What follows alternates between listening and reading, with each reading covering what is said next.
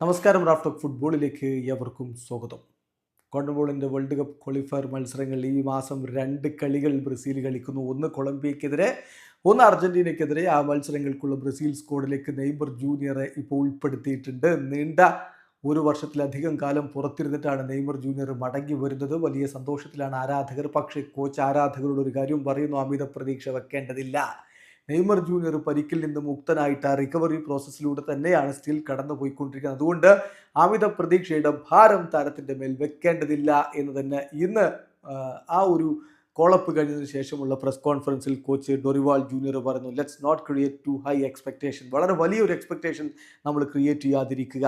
അദ്ദേഹത്തിൻ്റെ തിരിച്ചുവരവിൽ അദ്ദേഹത്തിന് വേണ്ട സേഫ്റ്റിയും മറ്റു കാര്യങ്ങളും ഒക്കെ കൊടുത്ത് ഒരു ബാലൻസ് ടീമിൽ ഉണ്ടാക്കി കൊണ്ടുപോവുകയാണ് പ്രധാനപ്പെട്ട കാര്യം എന്ന് തന്നെ കോച്ച് പറഞ്ഞു. അദ്ദേഹത്തിൻ്റെ വാക്കുകൾ ഇപ്പോൾ ബ്രസീലിയൻ മാധ്യമം ഗ്ലോബോ റിപ്പോർട്ടിന് അദ്ദേഹം പറയുന്നു: നെയ്മർ എങ്ങനെയുള്ള കളിക്കാരനാണ്, അദ്ദേഹം എന്തിനെ റെപ്രസെൻ്റ് ചെയ്യുന്നു എന്നുള്ളത് ഞാനിനി കൂടുതലായിട്ട് നിങ്ങളോട് വിശദീകരിച്ച് തരേണ്ട കാര്യമില്ലല്ലോ. പക്ഷേ അദ്ദേഹം ഇപ്പോഴും ഒരു റിക്കവറി പ്രോസസ്സിലൂടെ കടന്നു പോവുകയാണെന്ന് വേണം നമ്മൾ മനസ്സിലാക്കാൻ. ഞങ്ങളത് കൃത്യമായിട്ട് മനസ്സിലാക്കിയിട്ടുണ്ട്.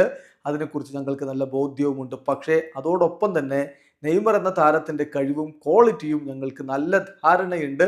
അതുകൊണ്ടാണ് അദ്ദേഹത്തെ സ്ക്വാഡിലേക്ക് ഉൾപ്പെടുത്തുന്നത്. ഈ സിറ്റുവേഷൻ മറികടന്ന് കളിയിലെ ഏത് സിറ്റുവേഷനിലും അദ്ദേഹത്തെ ഉപയോഗപ്പെടുത്താൻ കഴിയും എന്നുള്ളത് വ്യക്തമായ കാര്യമാണ്. അദ്ദേഹം സ്വയം എപ്പോഴും മികച്ച പ്രകടനം നടത്താൻ വേണ്ടി ആഗ്രഹിക്കുന്ന ഒരാളാണ്. ഗ്രൂപ്പിൽ നല്ല രൂപത്തിൽ അദ്ദേഹം മുന്നോട്ട് പോവുകയും ചെയ്യും.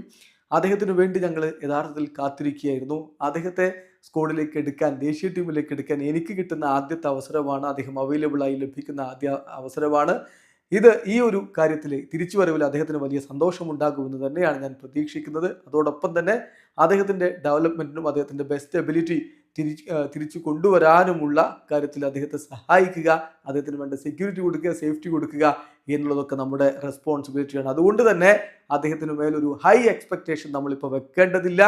ആ റെസ്പോൺസിബിലിറ്റി അദ്ദേഹം ടീമിലേക്ക് മടങ്ങി വരികയാണ്.